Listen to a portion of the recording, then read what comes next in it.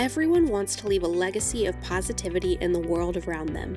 Whether you are a CEO of a Fortune 500 company, a nonprofit executive director, or even a soon-to-be entrepreneur, one fact is always true. The easiest and most effective way to catalyze change in the world around you is through commerce and through business. But how do you do it? You've come to the right place. Welcome to the Changemakers Collective, a place where people can come and get educated and encouraged and empowered to be the impact agent in the world around them. Brought to you by Silverback Ventures, Steph Thomas and Scott Woods have over 50 years combined experience helping companies and owners amplify the voice and multiply the impact of purpose-driven businesses. Join us each week as we discuss what it means to live a life of purpose on purpose. All right, welcome back. Welcome back. I'm starting. You shush. Okay, I'm ready. All right, welcome back to the Changemakers Collective. We have a very special guest in addition to the normal Stephanie and the abnormal Scott. We have a special guest, Kailyn Kelly. Welcome to the show. Hello. Kailyn is a recent addition to our amazing digital marketing team at Novice Studios.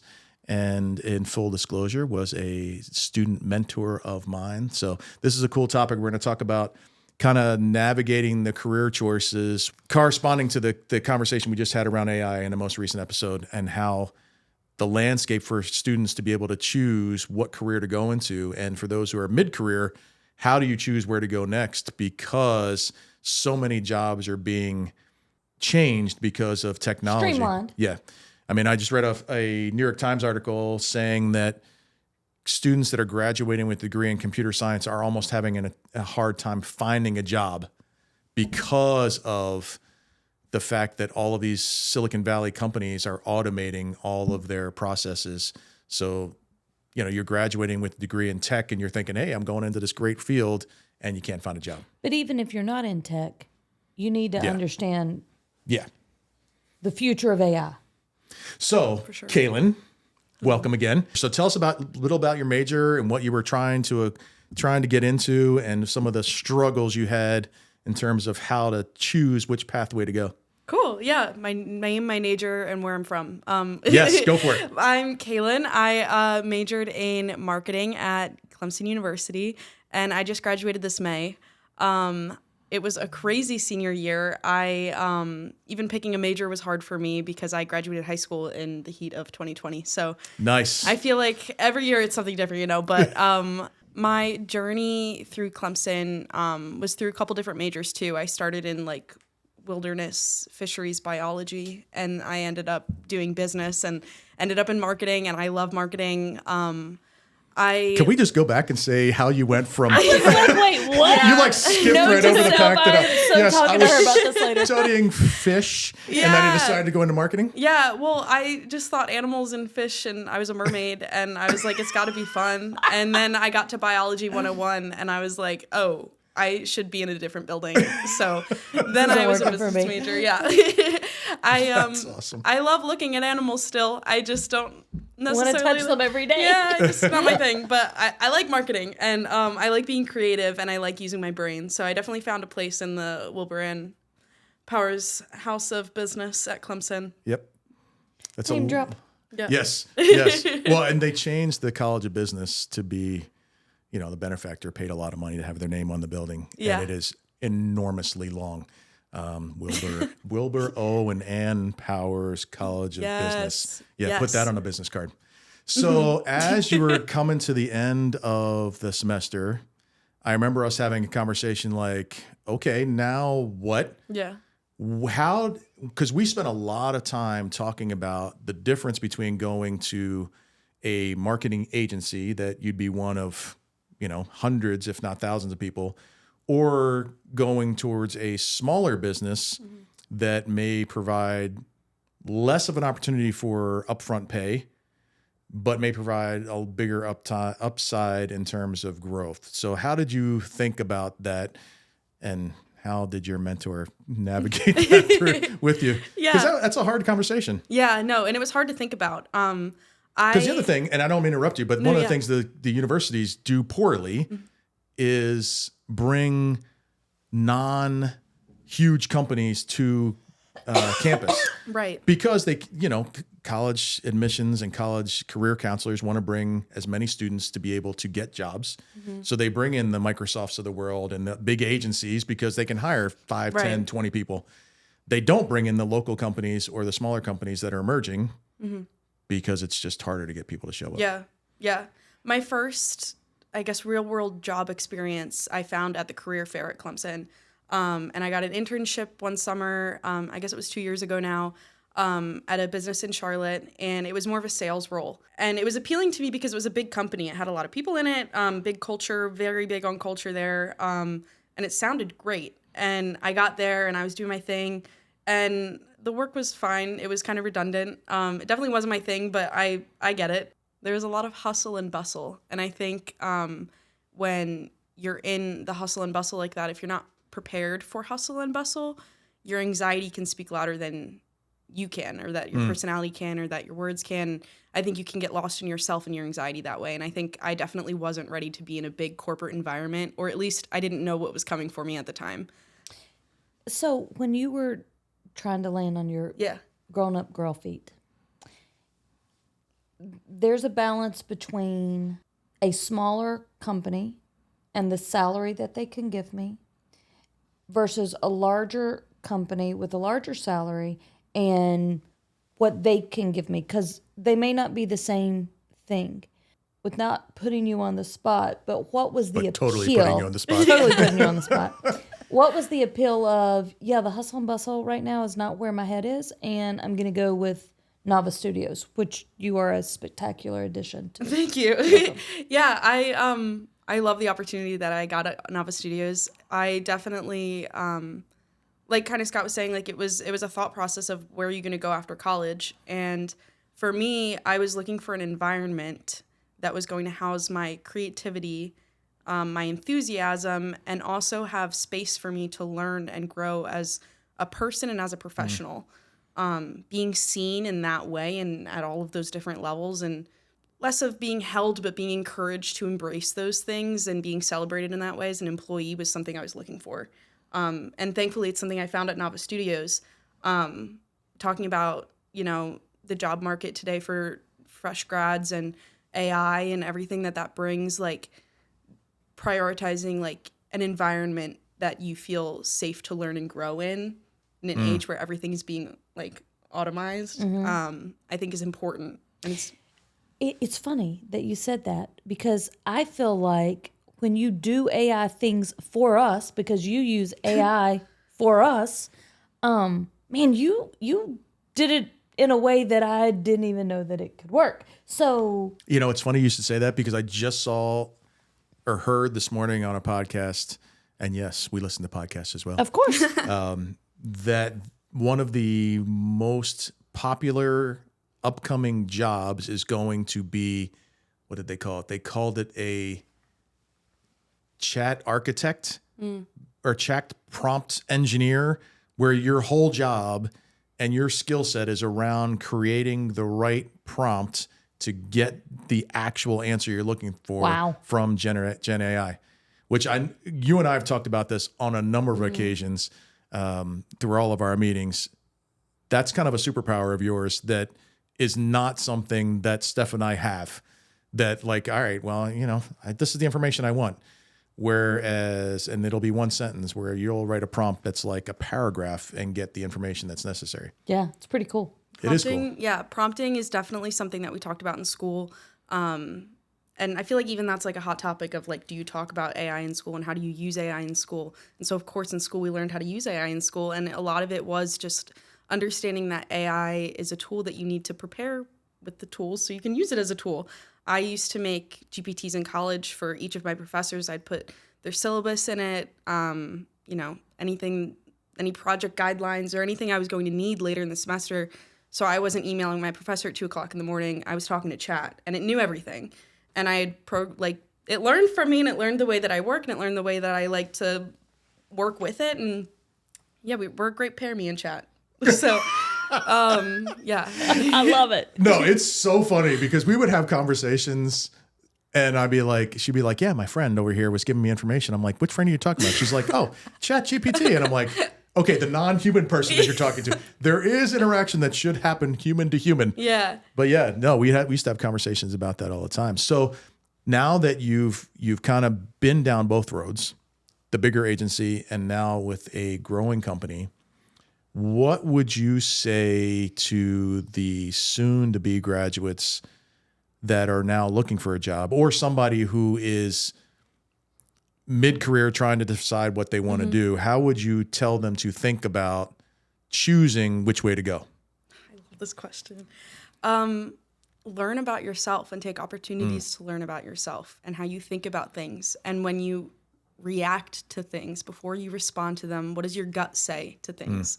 When you learn about different opportunities. And the biggest piece of advice, I guess, actionable advice I would have is informational interviews are, I feel like the cheesy, oh yeah, do an informational interview, but do an informational interview. Like, go on LinkedIn and use your connections, make connections, do the things and talk to the people. And yeah, it's awkward and weird sometimes, not all the time.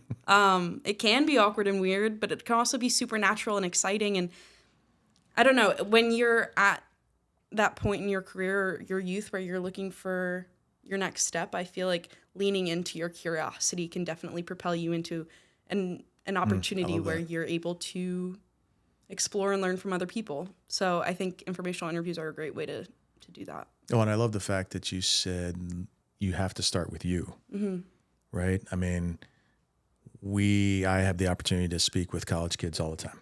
And one of the things I constantly am reiterating is you've got to find your unique, to use a Japanese term, ikigai, meaning your reason for being. Where do your gifts and talents and passions meet a need in the world? And if you don't know where that is, your default is going to be, well, my professor said this is the best way to make money, so this is where I went. That's how I chose. Yeah. That's how well, you're good with math and you like money, so you should be an accounting major. Well, okay. Like, I didn't have any passion inherently for accounting. I was good at it, but it wasn't until 2,080 days later that I figured out, or 8,030 days. I don't know where I came up with 2,080. 22 years later. And that would be him doing math. Yes. 8,030 days. 22 years later, where I realized that was not my calling. That was not where I was supposed to be.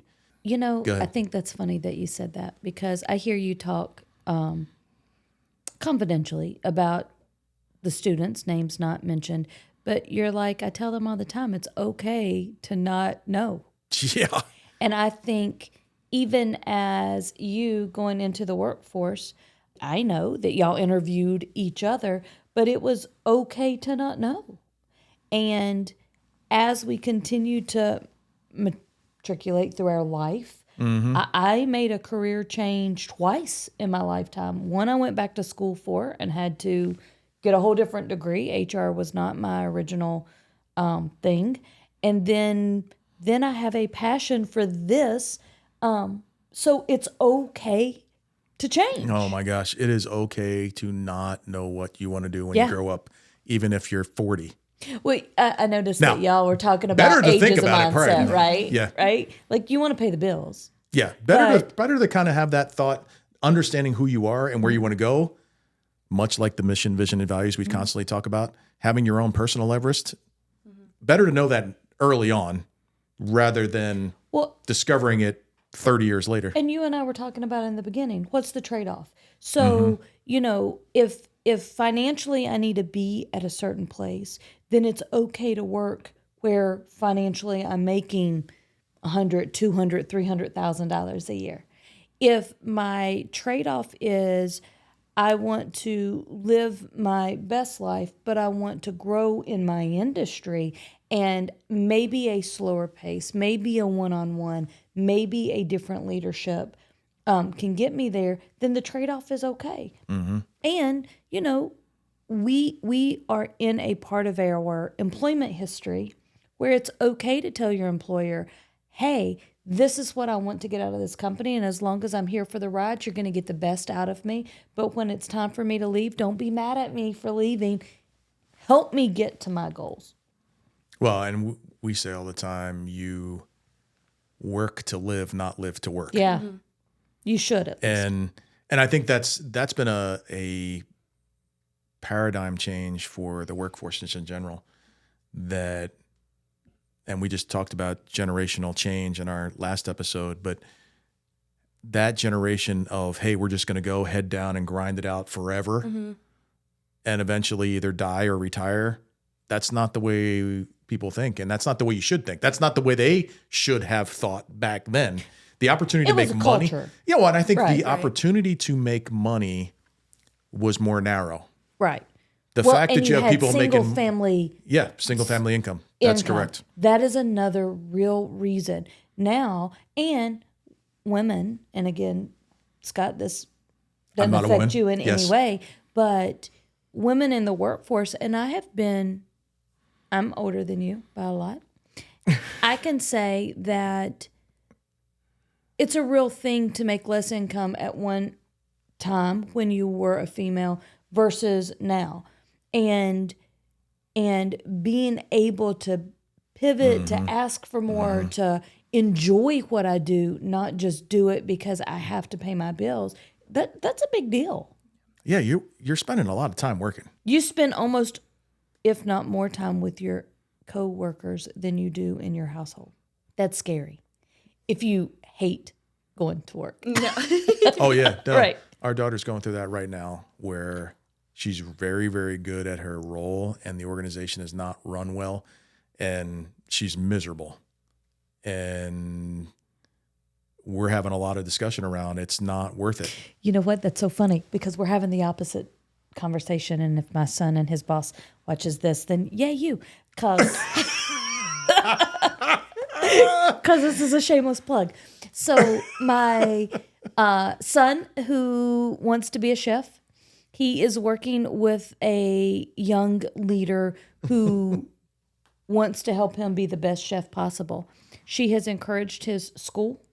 She has encouraged his learning type and abilities, and she set him up for success.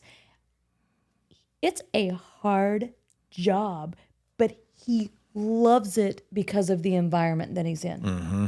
He could go and do that job anywhere. It's a chef.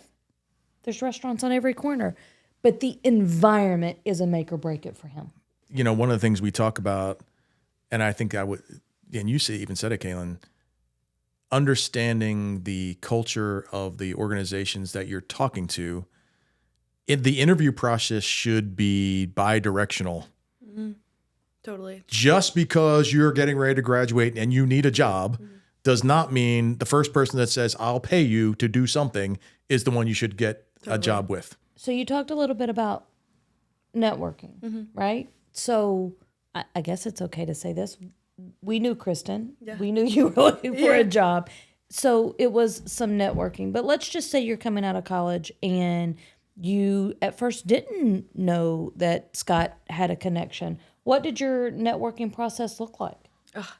I love talking about networking. Ding, ding, ding. Networking. I just love feel the like enthusiasm. networking. I'm not always enthusiastic about networking, of course. No, you're far more enthusiastic But than I am. I feel like networking just has a very interesting opportunity to connect you with people in the field. I mean, you have the opportunity to learn from people who know better than the internet sometimes, just from their wisdom and their life lessons. Especially being a young person, talking to people is important. Learning from people is important. Before I was in this circle, I had, the people that came and talked to my class, I would go through my notebook and, this ad expert came and talked. I want to make an informational interview and just learn more about her job. Or, the professors that you had still care about you after you graduate. They still want you to be a learner just like they are. Those are still connections that you made in school and you still have them. And I'm sure that they have connections too. And if they know anybody, I'm sure that they would connect you to them. Right, of course. That's the way that it kind of like snowballs. But I love that about networking, that it is like this, there's the community aspect to it. And if you know how to tap into it in an intelligent, unique sort of way that's to your brand, then I think you can do it in a great way. Well, if you're a solopreneur, networking is very important, even if you're just an entrepreneur, right? Because most of the leads, if you're not paying for lead generation generated gigs, then really it's, hey, I know somebody that is really good at that. And so I think that's an art if you learn how to cultivate it. And if you are networking, that really can follow you the rest of your life. You would never have to look for a job if you have a huge network of people. Well, and I think the way you described it, Kailyn, is so interesting that it is not transactional, it's relational. Completely. Like the idea is I actually want to get to know you and understand how you do what you do and why you do it, not because I want anything from you, just because I want to know. Right. And I think if you come at it from that angle, it breaks down the walls of executives and old folks like us that say, I don't have time for that. Instead, you're saying, okay, let's just have a conversation. I just want to get to know you, understand how and why you do what you do. I think it is a absolute game changer in terms of taking the four-letterness out of networking and turning it into a relational conversation. Totally. Yeah. What's the biggest thing that you've learned in the last 3 months since you graduated to, hey, I'm an employee? Oh my goodness. The biggest thing that I've learned in the last 3 months. I need to think of how to put it into a word, Steph. I'm quick to put somebody on the spot. This is a full access, say what you got to say kind of platform. I mean, now honestly, our editor may edit it, but you know. Wow. What a lead in. What a lead into your answer. Hey, son, are you okay? I've learned a lot of lessons over the last 3 months, but I definitely feel like learning that you can be doing all the right things, you can have all of your responsibilities, all of your ducks in a row. It doesn't necessarily mean that you're going to also experience instant gratification.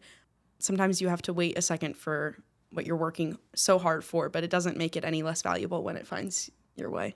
That's I good. love that. Mm-hmm. There's just as much growth in the journey as there is in the destination. True.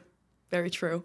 And I think what's interesting to hear you say that is I think that's a generational curse to some degree for the younger generation that's so used to instant information all the time. And they're going, I mean, we all know younger people that are going 100 miles an hour, doing all the things, involved in all the clubs. I have a student that I'm working with that took 19 credit hours and had a 48-hour week job and was helping to pay for her sister's tuition all at the same time. And in an effort to get to a destination. And during the course of the semester, there were circumstances that came up that made her slow down. And I think what was cool was that you recognize that there's learnings and growth that happens while you're on the journey that is almost more valuable than ultimately getting to the destination. Mm-hmm. Yeah, it's like the learning sandwich is just stacked with a bunch of learning toppings, and it's before the bread can even get there. The learning sandwich. I love that. It's like, so what are you looking forward to most in the journey over the next 12 months? I'm looking forward to getting settled in my apartment. I just moved there about 3 months ago. No, it hasn't even been I was a month. say, it's probably not even 30 3 days, weeks right. ago. Yeah. I'm definitely looking forward to getting settled into my apartment and kind of getting settled into the community. I'm looking forward to connecting with my school's alumni too. Nice. Oh, that's really cool. Yeah.